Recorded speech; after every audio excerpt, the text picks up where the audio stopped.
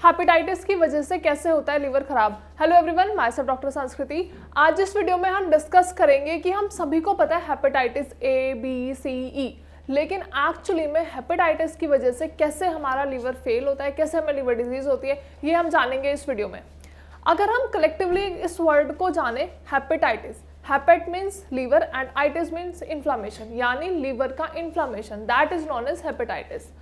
अब अगर इसे थोड़ा सा और हम समझने की कोशिश करें तो जब भी लीवर पे सूजन हो जाती है, मतलब लीवर का साइज इंक्रीज हो जाता है, तो that is known as hepatitis. लेकिन अब इसमें हम ये जानेंगे कि ऐसे कौन कौन से रीजंस होते हैं जिसकी वजह से हेपेटाइटिस हो जाता है। क्योंकि अगर हमारे रिपोर्ट्स में डायग्नोसिस आता है हेपेटाइटिस या फिर कोई भी आपको एक्सवाइजेड कोई डिजीज हो रही है, तो वो डिजीज हो किस वजह से रही है, ये जानना बहुत ज़्यादा ज़रूरी हो जाता है, ताकि हम अपने लाइफस्टाइल में, अपने डे टू डे रूटीन में वो चीज़ें इंक्लूड भी कर सकें और एक्सक्लूड भी कर सकें। लेकिन अगर हम बात करें हेपेटाइटिस की, तो कौन कौन से ऐसे रीजंस हैं जिनकी वजह से हेपेटाइटिस हो जाता है और अल्टीमेटली आपका लिवर डैमेज हो जाता है, लिवर फेल हो जाता है और अल्टीमेटली लिवर ट्रांसप्लांटेशन की सिचुएशन भी आ जाती है।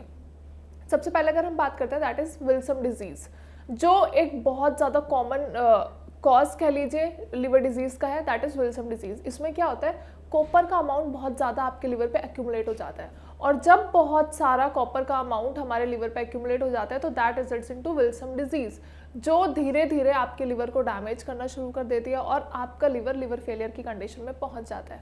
इसके अलावा सेकेंड इज अल्कोहल। अल्कोहल हम सभी को पता है और हम सुनते भी हैं कि अल्कोहल नहीं लेनी चाहिए, अल्कोहल की वजह से बहुत सारी चीज़ें हो जाती है, बहुत सारी बीमारियां हो जाती है, किडनी फेलियर हो जाता है, लिवर फेलियर हो जाता है। तो ये बात बिल्कुल सच है। आप अल्कोहल का कंजप्शन जितना कम करेंगे उतना बेटर है आपके लिए, ताकि आपके ऑर्गन्स, आपके विसरास प्रोटेक्टेड रहें। क्योंकि अल्टीमेटली जब भी हमारी बॉडी में अल्कोहल का कंजप्शन जाता है, फिर अल्कोहल का अमाउंट ज़्यादा हो जाता है, तो वो हमारे ब्लड पे भी इम्पैक्ट डालता है, हमारे ऑक्सीजनेटेड ब्लड पे भी इम्पैक्ट डालता है और हमारी लिवर की फंक्शनिंग, हमारी किडनी की फंक्शनिंग और बाकी हमारे जितने भी ऑर्गन्स होते हैं, वेदर इट इज़ हार्ट और ब्रेन, सब की फंक्शनिंग पे इम्पैक्ट डालता है। तो जितना हो सकता है आपको अल्कोहल अपनी डाइट में से कम करना है। Third main important cause is genetic. अगर आप लाइक सपोज अगर प्रेग्नेंट वुमेन को हेपेटाइटिस है, तो दिस इज क्वाइट ऑब्वियस कि उनके बेबी को भी हेपेटाइटिस की कंडीशन होगी।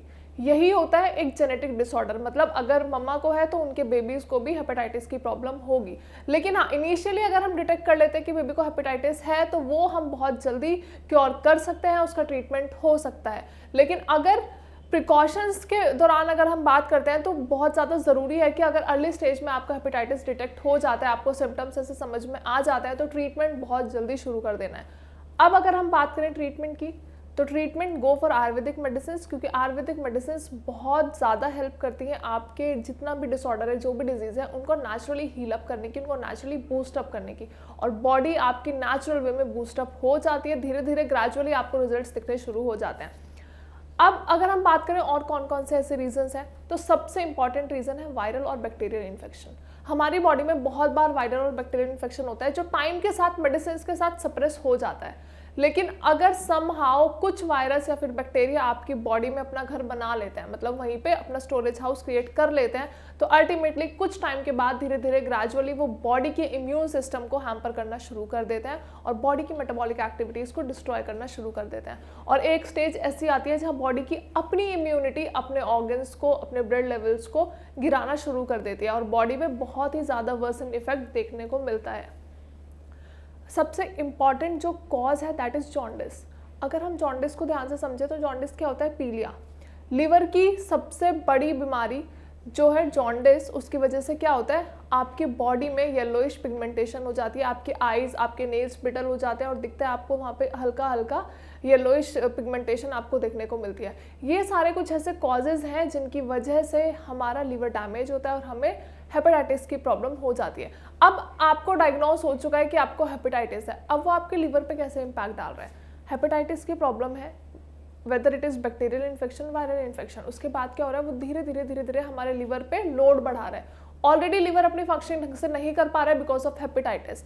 उसके बावजूद जब हम ये सारे प्रिकॉशंस नहीं लेते हैं, हम अल्कोहल भी ले रहे हैं, हमें बार बार इन्फेक्शन भी हो रहा है, तो इन सारी चीज़ों की वजह से हमारा लिवर के ऊपर बहुत ज़्यादा प्रेशर पड़ना शुरू हो जाता है और लिवर की फंक्शनिंग धीरे धीरे डिटोरिएट होना शुरू हो जाती है। लिवर के ऊपर स्केल्स फॉर्म हो जाते हैं, स्कारिंग हो जाती है, जिसकी वजह से लिवर धीरे धीरे फाइब्रोसिस, देन सिरोसिस और अल्टीमेटली लिवर फेलियर की कंडीशन में पहुंच जाता है। तो अगर आपको ये कॉजेज समझ में आए हैं, अगर आपको पता है कि ये चीज़ें हैं जो हमारे लिवर को डैमेज कर सकती हैं, तो आपको अपने रूटीन में से इनको एलिमिनेट करना बहुत ज़्यादा ज़रूरी हो जाता है। इसके अलावा अगर हम बात करें मेडिकेशंस की, तो जैसे कि मैंने पहले बताया कि आयुर्वेदिक मेडिसिन बहुत इंपॉर्टेंट है और बहुत ज़्यादा क्रूशियल रोल प्ले करती हैं। जितने भी लिवर पेशेंट्स हैं, हेपेटाइटिस की समस्या से जो भी पेशेंट्स सफ़र कर रहे हैं, उनको बहुत अच्छे रिकवरी और बहुत अच्छे रिजल्ट्स मिले हैं।